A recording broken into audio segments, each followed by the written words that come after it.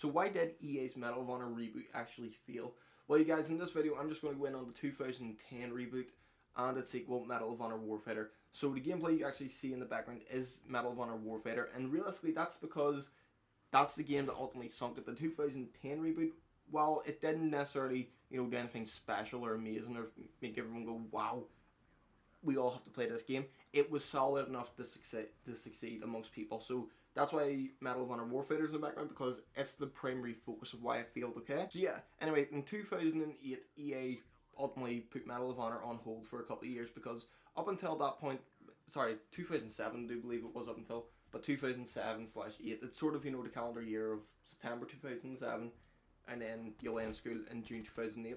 That was when Medal of Honor Airborne came out, so ultimately it was like a 2007/8 release. So yeah, technically 2008. After Medal of Honor Airborne was released to decent reviews, EA decided, you know what, we'll have to do something new, because the sales aren't necessarily there, especially when you consider that same year Call of Duty released Call of Duty 4 Modern Warfare, and need I say any more about that game? So ultimately, Medal of Honor's competition was a game that was, the flagship, a game that was just flying off the shelves left, right and centre. EA knew at that point, okay, this isn't working for us, no one really wants World War. We'll release the Battlefield games on consoles, sort of that, appease the Medal of Honor audience that weren't really getting their, annual game, because realistically, up until that point, Medal of Honor, like Call of Duty, was an annual game. It came out almost every single year, so it did, since 1999. So, you know how we always say we're tired of Call of Duty games? At that time, there was probably a lot of people saying we're tired of Medal of Honor games. It's an interesting twist of fate. So EA decided, you know what, we'll release a console-exclusive Battlefield game that will appease the Medal of Honor audience, and that game was Bad Company. And again, need I say any less? Battlefield, like I say, Bad Company especially, is arguably compared probably to, well, probably what the Modern Warfare franchise is in terms of Call of Duty, and that's the franchise that fans really cry for to see either a remaster or a follow-up, because Battlefield Bad Company 3, it still hasn't happened yet, you know what I mean? But anyway, getting sidetracked.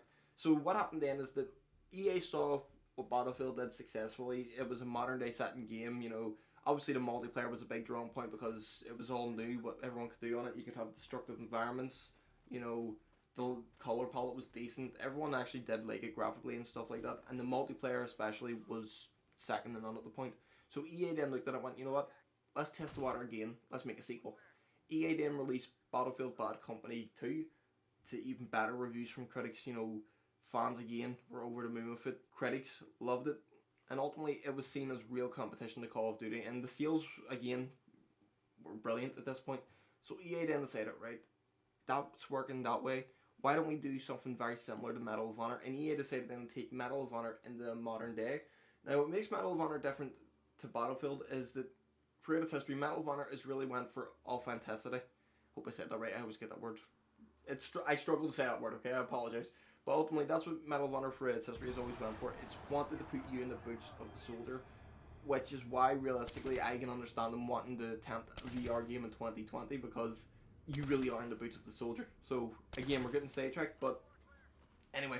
So what happened then generally was that they brought Medal of Honor into the modern day, but they wanted something that, okay, if we do against the cliche Russians again, well, what happens then is people are going to compare us to Call of Duty. If we do something similar to Battlefield, people are going to compare us to Battlefield, and that comparison never really left in the latter years, but I'm getting that. So they decided the best thing for them to do was ultimately go the realistic route and make you face, it's going to probably get some controversy, but it did at the time, the Taliban. The current war at the time in Afghanistan was their the current war in Afghanistan was their target. And the reason for that is because it was different, no one was doing it, but it did come with its controversy. For instance, on multiplayer, until it was changed to opposing forces, you could actually play as the Taliban, which got a lot of flank, for obvious reasons. I don't think I need to go into it as to why it got a lot of flank, but it did. It got a lot of backlash from the community and from, not just the community itself, but also like sellers, for instance. Like, I do believe army bases weren't going to sell it in their locations because of that one reason alone. So it lost a good chunk of sales. There was actually a lot of calls to ban the game just for that specific reason alone. But EA eventually did change it to opposing forces. The game went on to sell 5 million in the space of its year, which, considering there hadn't been a Medal of Honor game since 2007's Medal of Honor Airborne, and this came out in like 2010, so 3 years without Medal of Honor. Realistically, I don't think that's actually a bad number. 5 million in a calendar year isn't necessarily a bad number. Now, throughout the game, one thing that a lot of people do like about it is the campaign, like I said. I might have said that earlier. I'm not sure. I'm going to go through this video and check again anyway. But the campaign got rave reviews from fans. Everyone liked it, and it was primarily based on real events, Operation Anaconda. And funny enough, that was actually what the game is supposed to be titled, simply Medal of Honor Anaconda. But they decided, you know what, stop the confusion, we're just going to reboot it. This is a fresh new take, so just a reboot. So yeah, the game was ultimately based on these real events. Now, I haven't read the book, okay, but no, there's a lot of detail in Operation Anaconda. There's a lot of, influence in the game, primarily because it was based on it. But there's so much there that, you could read, and you could read for days. The game was very accurate according to most people and what most people have said about it. The problem is, however, is that, again, it didn't do anything really special that was jaw-dropping, so it didn't, which is why their sequel, they wanted to go big. Now we're getting the Medal of Honor Warfighter. I just feel that I must stress that before I go into Medal of Honor Warfighter, the reviews were mixed to good, okay, for 2010's Medal of Honor Reboot. The reviews were actually relatively good on that game, so EA, again, decent sales, good reviews. Let's do a sequel. So now we're in Medal of Honor Warfighter, eventually. Medal of Honor Warfighter, it should have came with its red flags for one specific reason, okay?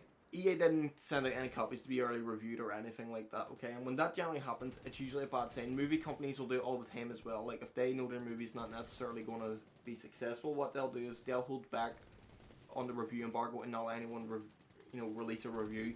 That was a red flag straight away, because I do believe games usually throw out a week before, something like that, a week prior to release. Like, IGN always gets the reviews up a week before their new game, etc.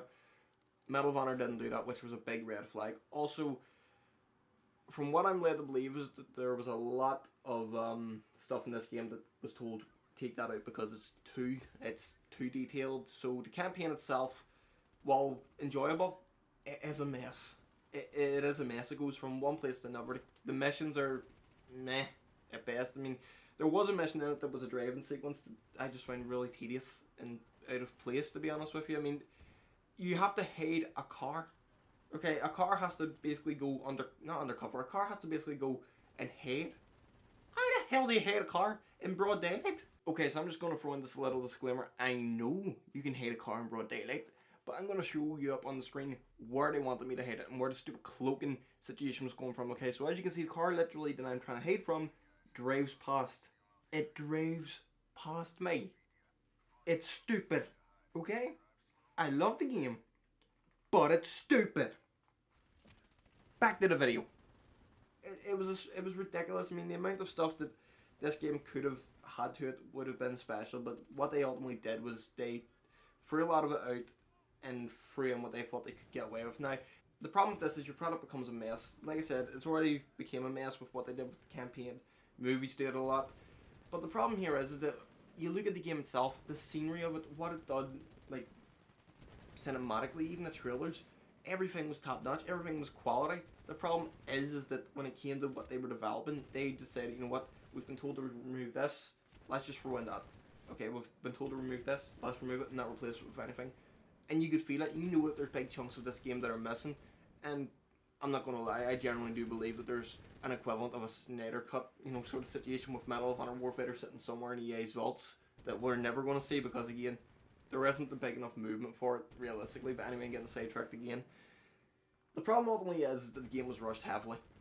Whenever they ultimately had a finished product and they went and showed it and people told them to take certain bits out, there was no time then to replace those certain parts. There was no time to, put a new segment in. There was no time to really, fix a couple of the bugs here and there. And multiplayer especially, like, I'm playing multiplayer currently on PC because the servers on console are dead. Now, I'm using a controller, so I'm not putting it down to a lot of that, but I'm going to actually link in the description below my previous video. I pretty much talk about my experience while playing Medal of Honor in 2021 on PC. I'm not going to go into it too much here, but it's buggy as all hell. It really is buggy, and it's sad because it'll never be patched because there's no one to patch it. The company got closed after, I believe it was January 2013. So Medal of Honor Warfighter was just left pretty much in the wasteland because its sales weren't the best. That's it. Its sales weren't great, and you can argue, yeah, but critics didn't necessarily like it. EA, from what I've learned in the past couple of years, don't really care about what critics say. It's all about sales. Now, that's not necessarily a bad thing, because companies in general are all about sales. Everyone wants the sales figure. You want good money. If Call of Duty came out tomorrow and it came out to like mediocre sales, Activision, they probably would keep it up, because obviously they know people like different type of Call of Duties. But at the same time, you'd probably see a vast majority of support on that current Call of Duty plummeting. Look at what happened with Infinite Warfare.